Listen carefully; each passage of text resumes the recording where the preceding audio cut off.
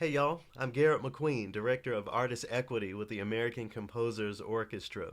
In addition to managing ACO's composer advancement projects and initiatives as the Director of Artist Equity, I also have the great pleasure of speaking with a number of artists that we collaborate with through our composer advancement work. Coming up on October 20th, ACO will feature works by two of our collaboratory fellows. If you're unfamiliar with that program, collaboratory fellowships advance the work of composers whose work is experimental or rooted in musical traditions underrepresented in the orchestral repertoire. And among this year's collaboratory fellows is Yvette Janine Jackson. I have the great pleasure of chatting with her, and I'm so excited to share a bit of our conversation here with you today. To learn more about Yvette, the upcoming event on October 20th, or even a little bit more about me, be sure to visit our website. That's americancomposers.org. But here's a bit of my chat with Yvette. Hope you enjoy. So, Yvette, before I pressed record, you let me know that you prefer rehearsals to performances. You said you like rehearsals better than shows. I wonder if you'll say more. I think the most interesting parts are rehearsals, trying things out and seeing what works, what doesn't work, making mistakes. I love to make mistakes and embrace mistakes.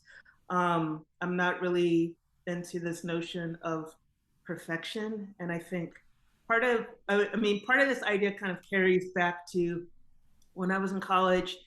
Sometimes I'd procrastinate in the music library by watching this video. Um, it was published by Sonichi, part of their, it was Roots Rock Reggae. And there's a scene with like Lee Scratch Perry in the studio, and I think the Heptones are on the other side.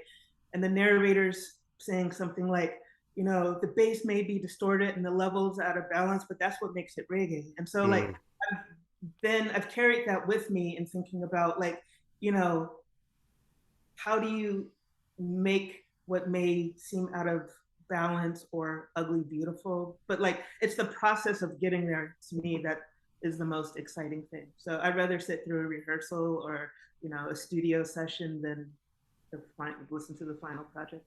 that idea of being comfortable with the mistakes and being in a very collaboratory, if I may use that word, space isn't it isn't necessarily how we're taught to approach music making. It's traditionally about, okay, play the right notes. We're rehearsing so that this performance is perfect, X, Y, and Z.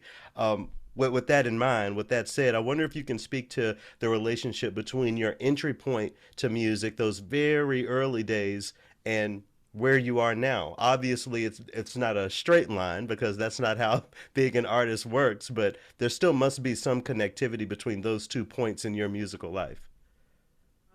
I had mentioned to you earlier, and I brought out this album. Mm-hmm.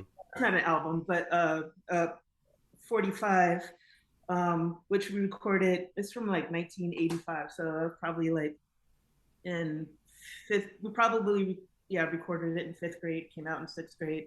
And one of the parents, Judith Aller, was a advocate for music and and children, and so she worked with children of different cultural and economic and abilities, brought us together, and we recorded things like these little child voices singing Bach cantatas in Mm-hmm. German and Bartok folk music in Hungarian. And so again, just absorbing all of these things at a young age. It probably wasn't until I started to get maybe late junior high, high school that I started to realize, oh, well, I mean, one of my teachers straight up said in the lesson, well, most of these orchestras are prejudiced, even with the, blind auditions, Mm-hmm. like, and tried to give me kind of the talk in this case, the music talk of the realistic scope of like what your options or possibilities are as a Black female, at that time trumpet player. Mm-hmm. What's been your reaction to the way that that conversation has been engaged these days? We have always existed. Black artists have always existed. It seems like the spotlight finally made its way in a different way in 2020 and following. Um, your ideas. Do you think we're moving in a positive direction based on the talks that you received earlier in your life and in your career? Yeah, I mean, I would say that there are definitely some organizations that are, they said they're going to make some changes. And usually those are the organizations that were kind of more progressive before 2020. Sure. And they have amplified their activities, made changes in leadership, invited people, both on the stage, behind the scenes, and, listened to people. And then um, you know, acted upon these discussions and thinking about, what needs to happen. So I mean, it's definitely a work in progress, and I definitely think there are two camps of people who say that they're for these changes, and the people who are doing, the people who are saying, Mm. um, and or maybe some people are slower to act than others. But I mean, by people I mean organizations, but organizations are made up of people. Right. Uh, And we'll keep it positive. We can throw rocks another day, but when it comes to the organizations who are doing an organization that brings Yvette Janine Jackson on as an artist, what are they bringing into the space? Who are you as an artist in that regard? I mean, I think I am as an artist. I'm not sure what I could say that would be different than other artists. I mean, I'm into experimentation. Mm. As I said before, I'm into also just kind of embracing mistakes or embracing the nasty. And I think if I go back to just kind of my undergraduate years in college, I went in with this idea that I was going to focus on composition, and I think probably in my mind, maybe the word classical or orchestra was in there. But by I think my junior year, I stumbled up the block and went to the electronic music center as it was being changed into the computer music center, and got to do things like use oscillators and create new sounds and splice things to tape. And there weren't really, I love theory, I love rules, but I loved this space where there were no rules, or this is the right way to do something. And I think having that experience of, oh wow, there's this whole other way of doing things where um, you're not following someone else's way of thinking. You can develop your own way of thinking and being, which I think is great when we come back to this idea of music being a social activity. Because I mean, I think you have a more interesting conversation when people have had time to reflect and develop their ideas, and then they can bring them into a group and share them, as opposed to everyone, kind of following the same thing and then saying the same. I don't know what kind of conversations do you have when everybody's thinking the same way and doing the same thing.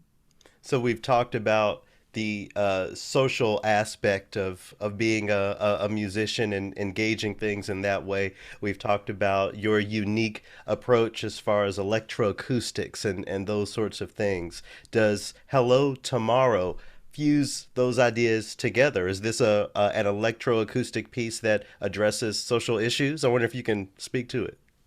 Yes, I mean, I think a lot of my pieces that, whether they're themed around, homophobia in Black American communities, or middle passage, um, in any of these pieces, I'm not necessarily telling an audience to think or feel a particular way, and I think the same applies to Hello Tomorrow. The title is actually borrowed from a radio drama that appeared in the 1950s on two programs, X Minus One and Dimension X, um, and which is kind of set in the world that the environment has been ruined um, um, by people, and also slightly influenced by just thinking about the environment. And I had done a previous collaboration with historian of science Naomi Oreskes, and so after that first collaboration, I read her book, The Collapse of Western Civilization, which kind of is, I mean, it's set in the future, but it's really just about all the facts of all the things that we're ignoring now. Mm-hmm. And so I was thinking about Hello Tomorrow as, a combination of these ideas. It's not our world, but recognizable, and it gives us something to think about. But also, I've been thinking about in these compositions that are projects that look at social issues, like how do we propose some action to take place um, beyond the listening or thinking about the topic. So I think in my earlier works, yeah, I mean, I kind of intended them as works that would generate conversation, and now I'm thinking more and more of like, how do we create works that help mobilize and put people into action. And I'll say that especially I feel like the past couple of years when artists of color, specifically Black artists, are being programmed, it's usually like I feel like Black trauma on stage is kind of being fetishized and commodified. Pimping out the pain, as I've said Yeah, in the yeah. past. And so, like, how I don't have the solution yet, but how do I continue to work with topics that are important? So in this case, the environment and human in action.